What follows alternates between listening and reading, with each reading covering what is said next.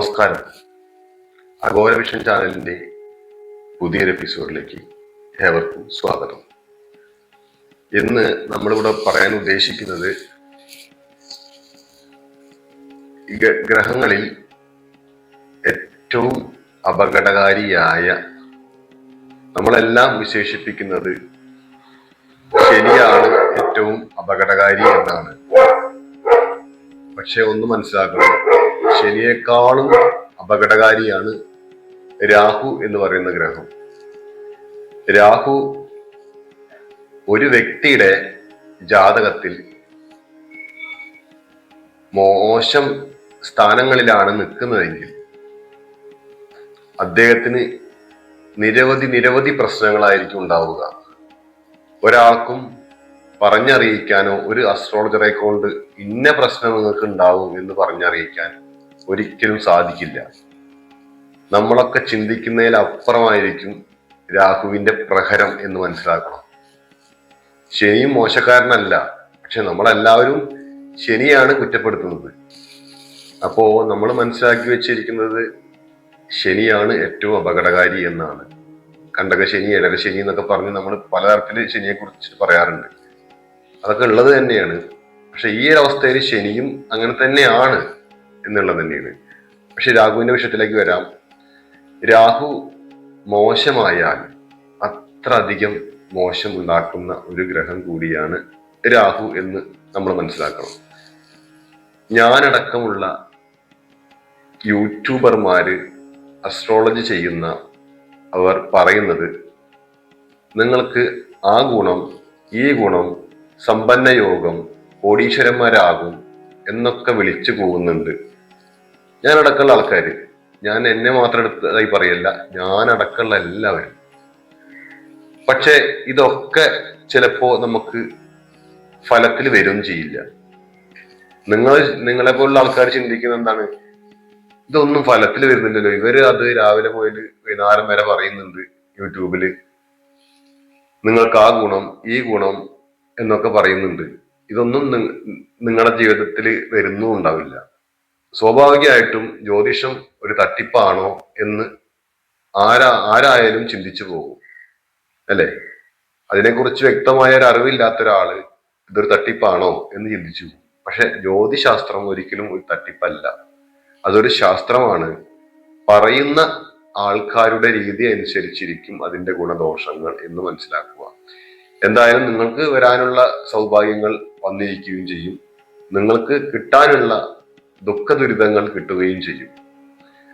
പക്ഷെ നമ്മൾ രാഹുവിന്റെ കാര്യത്തിലേക്ക് തിരിച്ചു വരാം. രാഹുവും ശനിയും ഇവിടെ ഒന്നിക്കുമ്പോൾ ഏതൊക്കെ നക്ഷത്രക്കാർക്ക് ഗുണഫലങ്ങൾ ഉണ്ടാവും എന്നാണ് ഇവിടെ പറയാൻ ഉദ്ദേശിക്കുന്നത്. വെറുതെ പറയുന്നതല്ല, നിങ്ങൾ എഴുതി വെച്ചോളൂ, ഇത് അച്ചട്ടായിരിക്കും. കാരണം രാഹുവും ശനിയും ഒന്നിക്കുമ്പോൾ 9 നക്ഷത്രക്കാർക്ക് ഏറ്റവും ശ്രേഷ്ഠമായ ഫലങ്ങളായിരിക്കും വരാൻ പോകുന്നത്. ഈ മെയ് മാസം മുതൽ ജൂൺ അവസാനത്തിനുള്ളിൽ മിക്കവാറും ആൾക്കാർക്ക് ആ ഫലം ലഭിച്ചു തുടങ്ങുകയും ചെയ്യും. ചിലവർക്ക് ഇതൊരു കോമൺ ഫലമാണ് എന്ന് എല്ലാവർക്കും അറിയാം. അതുകൊണ്ട് ചിലവർക്ക് ഒരു 3 മാസം ത്തോളം എടുക്കും ഈ ഫലം കിട്ടാൻ. പക്ഷെ നമ്മൾ മനസ്സിലാക്കേണ്ട ഒരു കാര്യം എന്താണെന്ന് വെച്ചാൽ, രാഹു ശനിയും ഒന്നിക്കുമ്പോൾ സൗഭാഗ്യങ്ങൾ തരുന്ന നക്ഷത്രക്കാരെ കുറിച്ചാണ് നമ്മൾ എപ്പോഴും എടുത്തു പറയാറ്. അതിനെ ഇമ്പോർട്ടന്റ് കൊടുത്ത് അല്ലെങ്കിൽ അതിനെ ഫോക്കസ് ചെയ്തുകൊണ്ടാണ് എപ്പോഴും സംസാരിക്കാറ്. പക്ഷെ നിങ്ങളൊന്ന് മനസ്സിലാക്കുക, രാഹു നല്ല സ്ഥാനത്താണെങ്കിൽ ഈ പറഞ്ഞ ഫലങ്ങൾ ലഭിക്കുകയുള്ളൂ. അതല്ല രാഹു ജാതകത്തിൽ മോശ സ്ഥാനത്താണ് നിൽക്കുന്നതെങ്കിൽ, ഒരു മനുഷ്യനെ ഇത്ര അധികം ബുദ്ധിമുട്ടിക്കുന്ന ഒരു ഗ്രഹം വേറെ ഉണ്ടാവില്ല എന്ന് തന്നെ പറയാം. ഈ നമുക്ക് ഏറ്റവും കൂടുതൽ കാണുന്ന അസുഖങ്ങൾ, സ്കിന്ന് സംബന്ധമായ അസുഖങ്ങൾ, അല്ലെങ്കിൽ നമ്മൾ തൊലിപ്പുറത്ത് ഉണ്ടാവുന്ന പലതരത്തിലുള്ള ചൊറി, ചിരങ്ങുകള്, പൊട്ടി അലിയുക, വിണ്ട് കീറുക, സ്കിന്നിന് നിറം മാറ്റം, അതേപോലെ വെള്ള സ്കിന്നായി വരിക, പാണ്ടുകള്, നമ്മള് ഈ സർപ്പങ്ങളുടെ മേലുള്ള പോലെ വട്ടത്തിലുള്ള പാണ്ടുകള് ഇങ്ങനെ വന്നിട്ട് പലതരത്തിലുള്ള ബുദ്ധിമുട്ടുകൾ ഉണ്ടാക്കിയിട്ടും അത് പൊട്ടി അളിഞ്ഞ് എന്നും ആശുപത്രിയിൽ കയറി ഇറങ്ങേണ്ട അവസ്ഥയും ചികിത്സിച്ചാൽ അത് മാറാത്ത അവസ്ഥയും, അങ്ങനെ ബുദ്ധിമുട്ടി നരകിച്ച് ജീവിക്കുന്ന ധാരാളം ആൾക്കാരുണ്ടാവും. രാഹു, അവരുടെ ജാതകം ഒന്ന് പരിശോധിച്ചാൽ രാഹു മോശ സ്ഥാനത്തായിരിക്കും നിൽക്കുന്നത്. രാഹുവിന്റെ അപഹാരകാലത്തോ പറയേണ്ടതില്ല. അവരുടെ ജാതകത്തിൽ രാഹുവിന്റെ അപഹാരകാലമായാൽ പിന്നെ ഇവരുടെ അവസ്ഥ വളരെയധികം ദയനീയമാണ്. ഒരു സാധാരണ മനുഷ്യന് കണ്ടു നിൽക്കാൻ കഴിയുന്നതിലപ്പുറമായിരിക്കും ഇവരുടെ അവസ്ഥ ഉണ്ടാവുക. കാരണം അത്ര മോശമായ അവസ്ഥ ആയിരിക്കും രാഹു നൽകുന്നത് ഇത്തരക്കാർക്ക്. അപ്പോ രാഹുവിന്റെ അവസ്ഥ വെച്ച് സ്കിൻ ഡിസീസുകൾ, സ്കിന്ന് ക്യാൻസർ വരെ വരാം എന്നുള്ളതാണ്. ഇനി മാത്രമല്ല, നമ്മൾ നല്ലൊരു ജോലിയിൽ ഇരിക്കുന്ന ഒരാളാണെങ്കിൽ പെട്ടെന്ന് ആ ജോലി അപ്രത്യക്ഷമാവും, കാണാനില്ല, അങ്ങനത്തെ ജോലി ഉണ്ടായില്ല എന്ന് തോന്നുന്ന അവസ്ഥ. എനിക്ക് അങ്ങനെ ജോലി ഉണ്ടാകുന്നു, പെട്ടെന്ന് നഷ്ടപ്പെടുക ജോലി എന്നുള്ളതാണ്. അത് മാത്രമല്ല, രാഹുവിന്റെ അവസ്ഥ മോശമാണെങ്കിൽ കുടുംബ ബന്ധങ്ങൾ അകലും. അതേപോലെ കുട്ടികൾ ഉണ്ടാവാതിരിക്കും. വർഷങ്ങളായി കല്യാണം കഴിഞ്ഞിട്ട് ഒരു സന്താനമില്ലാതെ കഷ്ടപ്പെടുന്നവർ ലക്ഷക്കണക്കിന് രൂപ ആശുപത്രിയിൽ കൊണ്ടുകൊടുത്ത് ട്രീറ്റ്മെന്റുകളെല്ലാം ചെയ്ത് എന്നിട്ടും ഭാര്യ ഗർഭിണിയാവാതെ ഇരിക്കുന്ന സ്ഥിതികളുള്ള ധാരാളം ആൾക്കാര്. ഇനി അഥവാ കുട്ടി ഉണ്ടായാൽ പോലും ആ കുട്ടിക്ക് നല്ല രീതിയിൽ ജീവിക്കാൻ കഴിയാത്തൊരവസ്ഥ, ഈ പറഞ്ഞ പലതരത്തിലുള്ള അസുഖങ്ങൾ കുട്ടിയെ ബാധിച്ചുകൊണ്ടും ഇരിക്കും രാഹുവിന്റെ. എന്നാൽ രാഹു ശുഭസ്ഥാനത്താണെങ്കിൽ നമുക്ക് ആർക്കും പറയാൻ കഴിയില്ല, ഒരു അസ്ട്രോളജർമാർക്കും പറയാൻ കഴിയില്ല അതിന്റെ ഫലം എന്തായിരിക്കുന്നു. അത്ര അധികം നല്ല യോഗങ്ങൾ നൽകുന്ന ഒരു ഗ്രഹമാണ് രാഹു. നന്നായാൽ വളരെ നല്ലതായിരിക്കും രാഹുവിന്റെ അവസ്ഥ. അത് നമുക്ക് അനുഭവിക്കാനും കഴിയും. അങ്ങനെയുള്ള 9 നക്ഷത്രക്കാരാണ്. ഈ രാഹു എന്ന് പറയുന്നത്, ശനി നമ്മുടെ കർമ്മഭാവത്തേക്ക് ദൃഷ്ടി ചെയ്യുമ്പോൾ രാഹു നമ്മുടെ മുൻജന്മത്തിലേക്കാണ് ദൃഷ്ടി ചെയ്യുന്നത്. മുൻജന്മം എന്ന് പറയുന്നത് നമ്മുടെ കഴിഞ്ഞ ജന്മത്തിലുള്ള കാര്യങ്ങൾ പോലും രാഹു അതേപടി ഇങ്ങോട്ട് കൊണ്ടുവരും. കാരണം അവിടെ നിന്നുള്ള തുടക്കം പോലും അവിടെ നിന്നായിരിക്കും തുടക്കം രാഹുവിന്റെ. ഇവിടെ അവസാനിക്കുന്ന അവസ്ഥയിൽ വരെ രാഹു എത്തിക്കുന്നത്. കാരണം അത്ര മോശമായ ഫലങ്ങൾ നൽകാൻ കഴിയുന്ന ഒരു ഗ്രഹമാണ് രാഹു എന്നുള്ളത് നിങ്ങൾ മനസ്സിലാക്കി വെക്കുക. എപ്പോഴും എല്ലാവരും ശനിയെ കുറ്റം പറയുന്നത്, ശനി മാത്രമല്ല രാഹു ഇതുപോലെ തന്നെയാണ്. ശനി നമ്മുടെ ജാതകത്തിൽ നല്ല ഫലങ്ങൾ നൽകും, നല്ല സ്ഥാനത്താണെങ്കിൽ. യോഗകാരകൻ കൂടിയാണ് ശനി ചില രാശിക്കാർക്ക്. ആ വിഷയം ഇവിടെ എടുക്കുന്നില്ല. പക്ഷെ യോഗകാരകനായ ശനിയൊക്കെ വളരെയധികം നല്ല ഫലങ്ങളായിരിക്കും നൽകുക. മറ്റുള്ള വ്യാഴം പോലത്തെ ഗ്രഹങ്ങളെ നമ്മൾ എപ്പോഴും ഫോക്കസ് ചെയ്യുന്നത്, എല്ലാ സൗഭാഗ്യങ്ങളും തരുന്ന ഒരു ഗ്രഹമാണ് വ്യാഴം. വ്യാഴം നന്നായി നിന്നാൽ എല്ലാ സൗഭാഗ്യങ്ങളും കിട്ടും എന്നൊക്കെ നമ്മൾ പറയാറുണ്ട്, എല്ലാവർക്കും അറിയുന്ന കാര്യം തന്നെ. പക്ഷെ ശനി ഒന്ന് മനസ്സിലാക്കണം, ശനി മോശക്കാരൻ മാത്രമല്ല. ശനി ഒരു ജാതകത്തിൽ നല്ല ഗ്രഹമാണെങ്കിൽ, നല്ല രീതിയിലാണ് നിൽപ്പെങ്കിൽ, ശനിയെ പോലെ രാജയോഗങ്ങൾ തരാൻ കഴിവുള്ള വ്യാഴം പോലും കഴിവില്ല എന്ന് പറയാം. ശനി നൽകുന്ന അത്ര സൗഭാഗ്യങ്ങൾ മറ്റൊരു ഗ്രഹവും നൽകില്ല എന്ന് തന്നെ പറയാം.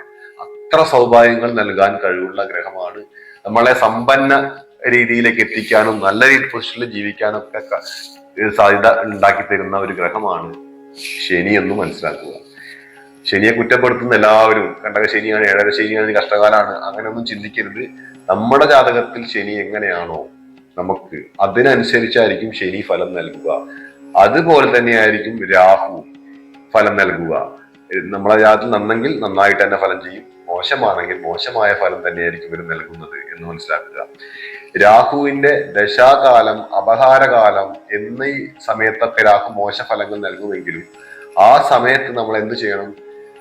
നാഗദേവതാ ക്ഷേത്രങ്ങളിൽ, മണ്ണാറശാല പോലുള്ള, അല്ലെങ്കിൽ പാമ്പുമേക്കാട്ട് പോലുള്ള, വെട്ടിക്കോട് നാഗരാജ ക്ഷേത്രം പോലുള്ള, പാതിരാക്കുന്നത്ത് മന അല്ലെങ്കിൽ പാമ്പാടി തുടങ്ങിയ മഹാക്ഷേത്രങ്ങളിൽ പോയി രാഹുവിന് വേണ്ട, സർപ്പങ്ങൾക്ക് വേണ്ട പൂജാതി കർമ്മങ്ങളും അവരുടെ പ്രീതിപ്പെടുത്താനുള്ള സ്തോത്രങ്ങളും കൃത്യമായി കൊണ്ടു നടന്നാൽ ഈ ദോഷങ്ങളൊക്കെ കാഠിന്യങ്ങൾ കുറഞ്ഞ്, ദോഷത്തിന്റെ കാഠിന്യം കുറഞ്ഞ് ശാന്തവും സമാധാനവും സമ്പൽ സമൃദ്ധിയിലേക്കും പോകാൻ നമുക്ക് വഴി തെളിയിക്കുന്നതാണ്. അതുപോലെ തന്നെയാണ് ശനിയും ശ്രദ്ധിക്കേണ്ടത്. ശനിക്കും ഒരുപാട് വഴിപാടുകൾ നമ്മൾ പറയുന്നുണ്ട്, എല്ലാവർക്കും അറിയാതെ.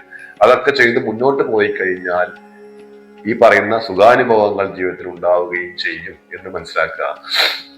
ഇപ്പൊ ഈ 9 നക്ഷത്രക്കാരെ കുറിച്ച് പറഞ്ഞു. രാഹുവും ശനിയും ഒന്നിക്കുമ്പോൾ സൗഭാഗ്യങ്ങൾ തേടി വരുന്ന ഈ നക്ഷത്രക്കാർ നിങ്ങളുടെ വീട്ടിലുണ്ടെങ്കിൽ ശ്രദ്ധിച്ചോളൂ. നിങ്ങളെ തേടി ഈ മെയ്, ജൂൺ, ജൂലൈ മാസത്തിനുള്ളിൽ സൗഭാഗ്യങ്ങൾ തേടി വരും. നിങ്ങൾക്ക് അർഹമായ ജോലി, അതായത് അർഹമായ ജോലി എന്ന് പറഞ്ഞാൽ നമ്മുടെ വിദ്യാഭ്യാസവും മറ്റുള്ള കാര്യങ്ങളൊക്കെ വെച്ചിട്ടായിരിക്കും ഒരാൾക്ക് ജോലിക്ക് ശ്രമിക്കുന്നവർക്ക് അങ്ങനെയുള്ള നല്ല നമ്മുടെ യോഗ്യതയ്ക്ക് അനുസരിച്ചുള്ള ഒരു ജോലി കിട്ടാൻ സാധ്യത വരും. അതേപോലെ പൂർവിക സ്വത്ത് കിട്ടാക്കടമായി കിടക്കുന്നുണ്ടെങ്കിൽ അത് കിട്ടാനുള്ള അവസരം നമുക്ക് ഉണ്ടായി വരും. കേസ് വഴക്കുകളിൽ പെട്ടുകിടക്കുന്ന സ്വത്തുവകകൾ കിട്ടാനുള്ള അവസരം വരും. അതേപോലെ ഭാര്യ ഭർത്താക്കന്മാർക്കൊക്കെ ഈ നക്ഷത്രക്കാരുണ്ടെങ്കിൽ ശ്രദ്ധിച്ചോളൂ. നിങ്ങളുടെ ജീവിതം ഇതുവരെ കുറച്ച് മോശമാണെങ്കിൽ ഇനി മുതൽ അങ്ങോട്ട് രാഹുവും ശനിയും ഒന്നിക്കുമ്പോൾ അങ്ങോട്ട് നല്ല രീതിയിൽ ജീവിക്കാനുള്ള ഒരു അവസരം വരുന്നതായിരിക്കും.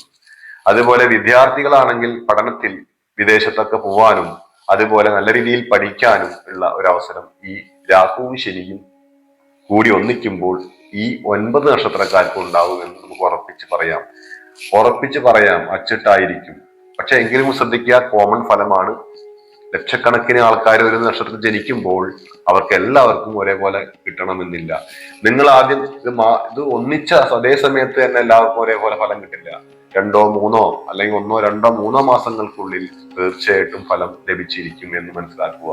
അപ്പോൾ രാഹുവും ശനിയും ഒന്നിക്കുമ്പോൾ ഗുണങ്ങൾ ലഭിക്കാൻ പോകുന്ന നക്ഷത്രക്കാരാരാണെന്നും അവരുടെ അവസ്ഥ എന്താവുമെന്നും നമുക്ക് നോക്കിക്കാണാം.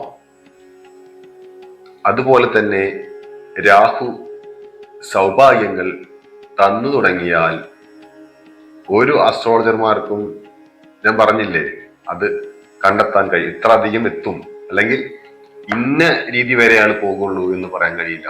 അത്ര ഉന്നതങ്ങളിൽ സാമ്പത്തികം മാത്രമല്ല എല്ലാ തരത്തിലും മാനസികമായിട്ടും ശാരീരികമായിട്ടും സാമ്പത്തികമായിട്ടും സന്താനങ്ങളുമായിട്ടും എല്ലാം. സന്താനമില്ലാത്തവർക്കൊക്കെ രാഹു നല്ല രീതിയിലാണ് നിൽക്കുന്നതെങ്കിൽ സന്താനങ്ങൾ ഉണ്ടാവാൻ അവസരങ്ങൾ വരും. കാരണം ഇതുവരെ സന്താനങ്ങളില്ലാതെ വിഷമിക്കുന്നവർക്ക് ഈ ഒരു നക്ഷത്രക്കാർക്ക് സന്താനങ്ങൾ ഒരു 2 3 മാസത്തിന്റെ ഉള്ളിൽ അതിന് സാധ്യത വന്നുകൊണ്ടിരിക്കും. എല്ലാ സൗഭാഗ്യങ്ങളും വരെ തേടിയെത്തുന്ന ഒരു അവസ്ഥയാണ് ഈ ശനിയും രാഹുവും ഒന്നിക്കുമ്പോൾ ഉണ്ടാകാൻ പോകുന്നത്.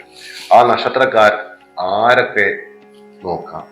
ആ നക്ഷത്രക്കാർ ആരാണെന്നും അവർക്ക് എന്തൊക്കെ സൗഭാഗ്യങ്ങളാണ് കിട്ടാൻ പോകുന്നതെന്നും ഏകദേശം നമുക്ക് ഒരു കണക്കുകൂട്ടലിൽ പറയാം. പൂർണ്ണമായിട്ട് ഈ സൗഭാഗ്യങ്ങൾ ഇന്നതേ കിട്ടുള്ളൂ എന്ന് നമുക്ക് ആർക്കും പറയാൻ കഴിയില്ല. ചിലപ്പോൾ നമ്മൾ പറഞ്ഞതിലും കൂടുതലായിരിക്കും ഉണ്ടാവുക. അതായത് അശ്വതി മകം മൂലം നക്ഷത്രക്കാർക്കാണ് ഈ സൗഭാഗ്യങ്ങൾ തേടിയെത്താൻ പോകുന്നത്. കേതു ദശയിൽ ജനിക്കുന്ന അശ്വതി മകം മൂലം നക്ഷത്രക്കാരാണ് ഈ സൗഭാഗ്യത്തിന് ഈ മെയ് ജൂൺ ജൂലൈ മാസങ്ങളിൽ സാധ്യത കൂടി വരുന്ന നക്ഷത്രക്കാർ എന്ന് മനസ്സിലാക്കുക. അടുത്തതായിട്ട് രാഹുവിന്റെ ദശാകാലത്ത് ജനിക്കുന്ന തിരുവാതിര ചോതി ചതയം നക്ഷത്രക്കാരാണ്. തിരുവാതിര ചോതി ചതയം നക്ഷത്രക്കാരാണ് രാഹു ദശാകാലത്ത് ജനിക്കുന്ന രാഹുവിന്റെ സംരക്ഷണത്തിലുള്ള നക്ഷത്രക്കാരാണ് തിരുവാതിര ചോതി. ഇവർക്കാണ് ഈ സൗഭാഗ്യങ്ങൾ കിട്ടാൻ സാധ്യതയുള്ള നക്ഷത്രക്കാർ എന്ന് മനസ്സിലാക്കുക. അതുപോലെ അടുത്തായിട്ട് ശനിയുടെ ദശാകാലത്ത് ജനിക്കുന്ന നക്ഷത്രങ്ങളാണ് പൂയം, അനിഴം, ഉത്രട്ടാതി നക്ഷത്രക്കാർ. പൂയം, അനിഴം, ഉത്രട്ടാതി നക്ഷത്രക്കാർക്ക് ഈ ശനിദശാ കാലത്ത് ജനിക്കുന്ന നക്ഷത്രക്കാർക്ക് ഈ സൗഭാഗ്യങ്ങൾ കിട്ടാൻ പോകുന്നത് ഏറ്റവും ശ്രേഷ്ഠമായ സൗഭാഗ്യങ്ങളായിരിക്കും ഈ 9 നക്ഷത്രക്കാർക്ക് കിട്ടാൻ പോകുന്നത് എന്ന് മനസ്സിലാക്കുക. ഇവരായിരിക്കും ചിലപ്പോൾ കോടിപതികളായിരിക്കാം. ചിലപ്പോൾ എല്ലാം കൊണ്ടും ഇവർ സമ്പന്നരായിരിക്കാം. സന്തോഷം കൊണ്ടും സമാധാനം കൊണ്ടും ആത്മീയമായ രീതിയിലും ഇവർ സാമ്പത്തികമായും ഇവർ സമ്പന്നരായിരിക്കാം. ഇത്രയും പറഞ്ഞുകൊണ്ട് ഈ വീഡിയോ ഇവിടെ അവസാനിപ്പിക്കുകയാണ്. നിങ്ങൾക്ക് എല്ലാവർക്കും നല്ലൊരു ദിവസം നേർന്നുകൊണ്ട്, നിങ്ങൾ ഈ വീഡിയോ ആദ്യമായിട്ടാണ് കാണുന്നതെങ്കിൽ ഒന്ന് സബ്സ്ക്രൈബ് ചെയ്ത് സപ്പോർട്ട് ചെയ്യണം. തുടർന്ന് വരുന്ന ബെല്ലൈക്കൺ അമർത്തണം. നിങ്ങളുടെ അഭിപ്രായങ്ങൾ, വിലയേറിയ അഭിപ്രായങ്ങൾ കമന്റായി രേഖപ്പെടുത്തണം. നിങ്ങൾ ഇഷ്ടപ്പെടുന്നവർക്ക് ഈ ചാനൽ ഒന്ന് ഷെയർ ചെയ്ത് കൊടുത്ത് സഹകരിക്കണം. എല്ലാവർക്കും ശുഭദിനം നേർന്നുകൊണ്ട് നന്ദി, നമസ്കാരം.